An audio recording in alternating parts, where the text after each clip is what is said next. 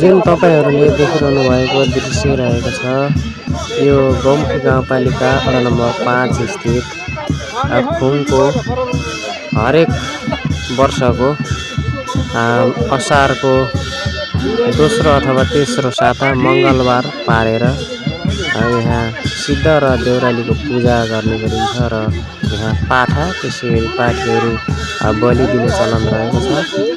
यो चाहिँ गौमुखी गाउँपालिका वडा नम्बर 5 खुङ र वडा नम्बर 7 नारीकोटका सम्पूर्ण मानिसहरूले चाहिँ यो पूजाआजा गर्ने बलि चढाउने एउटा जनविश्वास रहिआएको छ। यो परम्परादेखि नै पुर्खाहरूले चाहिँ गरेको यो चलन हरेक वर्ष यसरी गर्ने गरिन्छ र जहाँ यहाँ चाहिँ यस वर्ष पनि यो पूजाआजा यसरी गरिएको छ।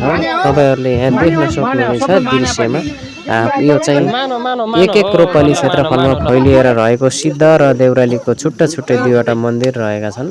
यहाँ सिद्ध त्यसैगरी देउराली छुट्टा छुट्टै पूजा गरिन्छ भने यहाँ चाहिँ पूजाआजा गर्ने ठाउँमा चाहिँ महिलाहरूको चाहिँ निषेध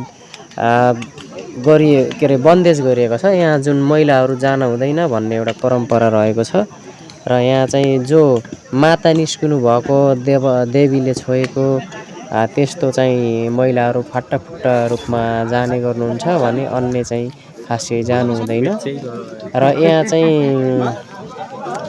लगेका पाठाका मासुहरूदेखि लिएर प्रसादहरू अनि त्यसपछि घरबाट लगेका जुन सामानहरू हुन्छन् तिनीहरू चाहिँ फर्काएर घर लिन नपाउने, हुँ खाने हुँ सक्ने भन्ने एउटा चलन रहेको छ।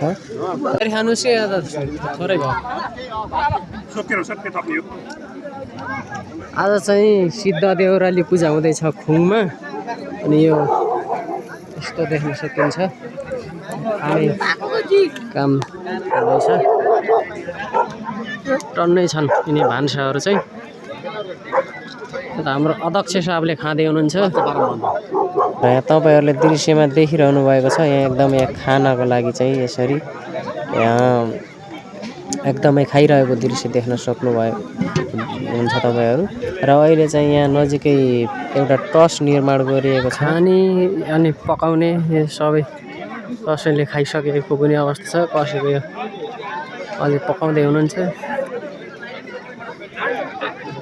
र त्यो टसमा चाहिँ पानी आएको समयमा यो बर्खाको समयमा मानिसहरूलाई ओर्तोस् भनेर चाहिँ कडाले बनाएको टस रहेको छ भने यहाँ नजिकै एउटा पानीको धारो पनि निर्माण गरिएको छ। यहाँ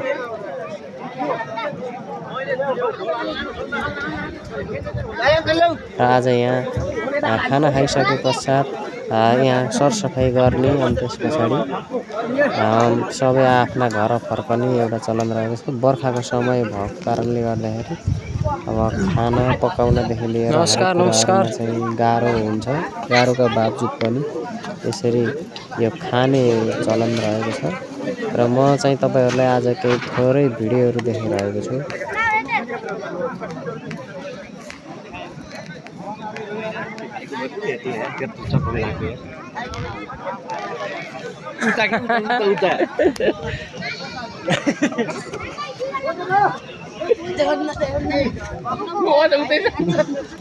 भिडियो मार्फत तपाईहरुले कहाँदेखि हेरिदिनुहुन्छ यो भिडियोमा भएका दृश्यहरूलाई चाहिँ निहाल्नु होला र जस्तो लाग्छ त्यस्तै सल्लाह सुझाव कमेन्टमा प्रतिक्रिया दिन नभुल्नु होला भन्दै बाँकी भिडियो हेर्नुहोस् है।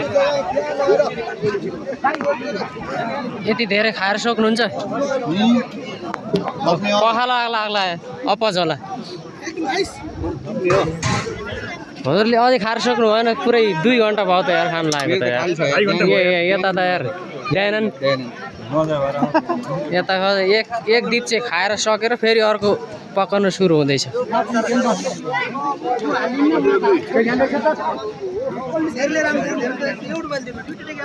यो देउरालीमा ल्याएका चिज फेरि फर्काएर घर नलग्ने भन्ने यो परम्परा छ। त्यसै अनुसार यहाँ चाहिँ चिउराहरू उब्रेर यसरी यहाँ खोलेर चराचुरुङ्गीलाई राखिदिँदै गर्दैछौँ।